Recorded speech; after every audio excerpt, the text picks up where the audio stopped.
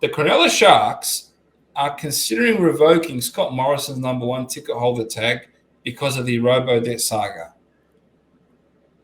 Again, Mr. Morrison at one stage was this hero of Cronulla. He was given the honorary title by the Sharks when he was a treasurer in 2016. And the CEO of the Sharks came out and said, when Morrison was Prime Minister, he goes, it's an honor for us to have the Prime Minister as our number 1 fan, so on and so on.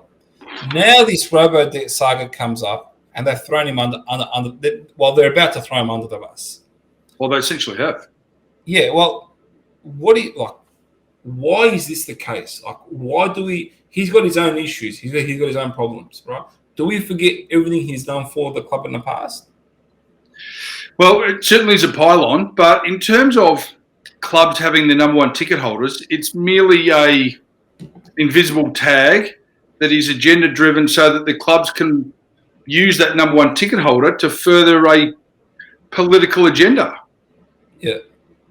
It seems to be that. Yeah, well, you know what? Look, Scott Morrison's probably done quite a lot for the Cronulla Sharks. He's been an avid supporter, even in the top job running Australia as the chief of this country. We often saw him in the crowd at Shark Park down in the Shire.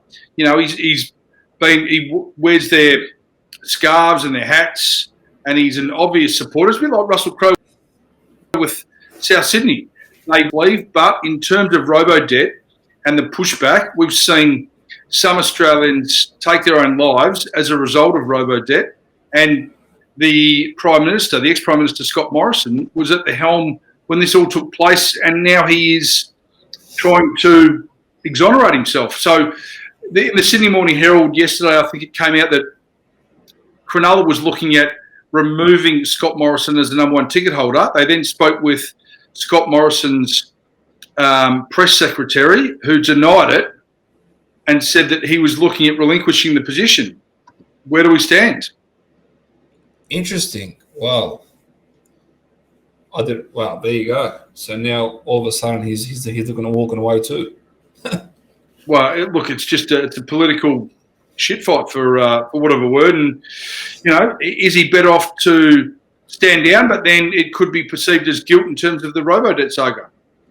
Again, politics and sport don't mix. Let us watch sport and move on. Thank you, Tony. Take care, everyone. We'll catch you all on the next episode of Raw Sports.